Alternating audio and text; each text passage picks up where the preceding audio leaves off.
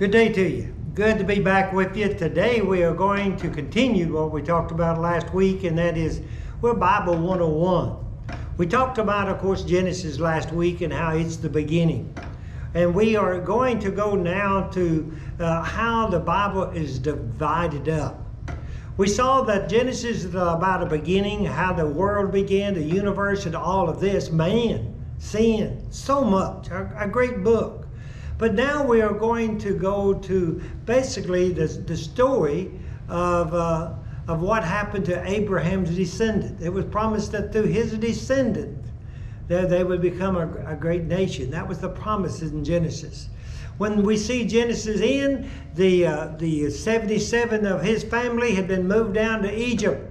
And they was down to Egypt for basically 400 years, rounded up to 400 years.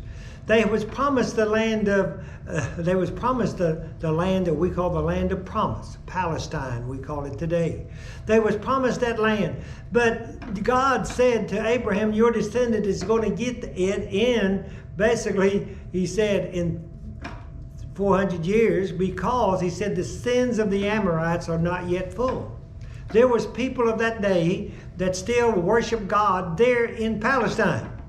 We know that because of Melchizedek. If you remember back in Genesis, if you read that, Genesis, Melchizedek. So Melchizedek was a priest of Most High God. God wasn't going to take away from some of his people to give it to other of his people. The Jews was not the only people of God that we read of in the Old Testament. We see Melchizedek.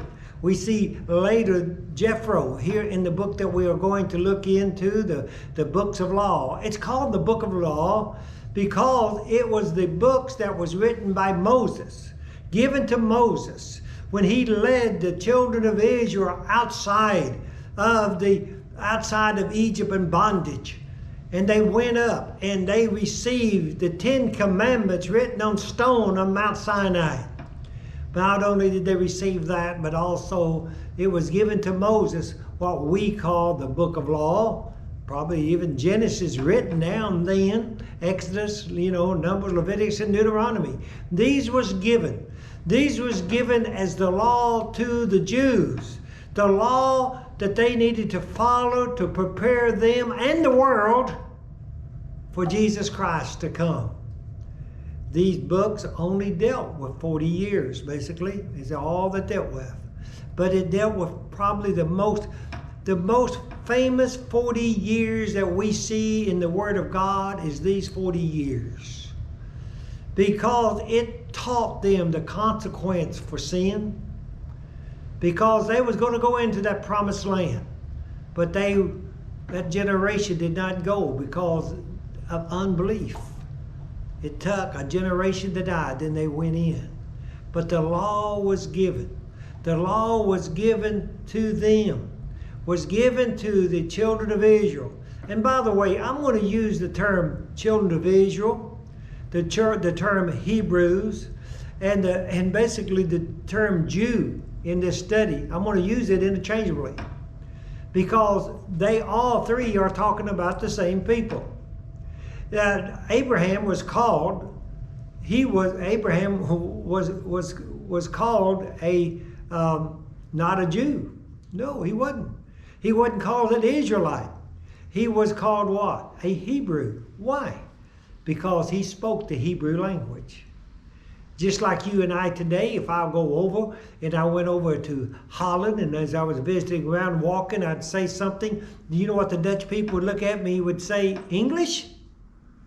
What did I say? No. No, because they meant I was English because of my what? My language.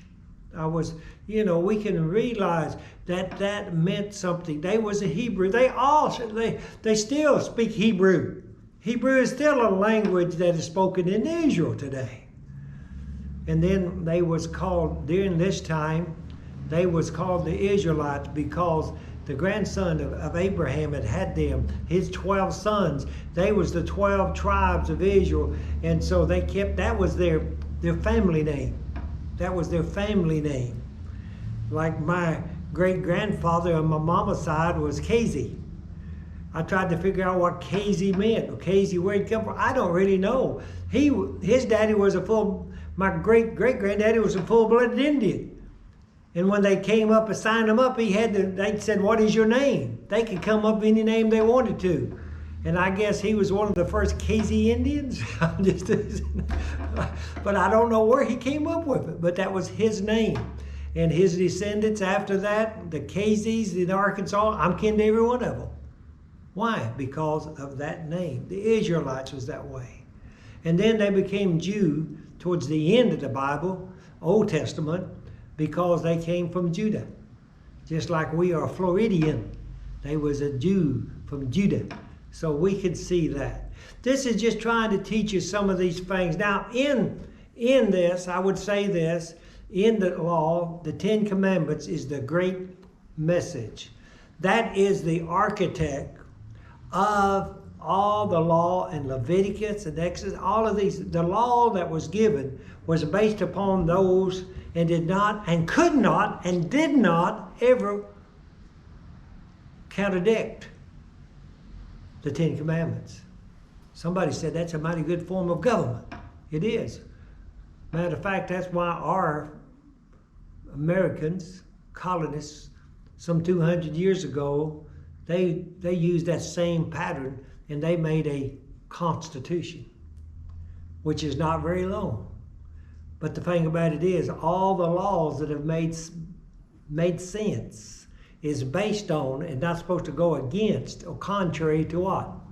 The Constitution. And so this is what we can see. Our form of government today is based upon that form of government of the Ten Commandments and then the laws given. Now don't get mixed up. When you look at them laws, they are pretty well unique. You can find laws that we don't even understand. But there was laws that made sense. It was the first time the laws was written down that sisters and brothers could not marry. That was there. The law was given that they was not to eat swines. And that made sense too, because the swine carried the blood. And I'm going to give you one thing that I thought was really interesting.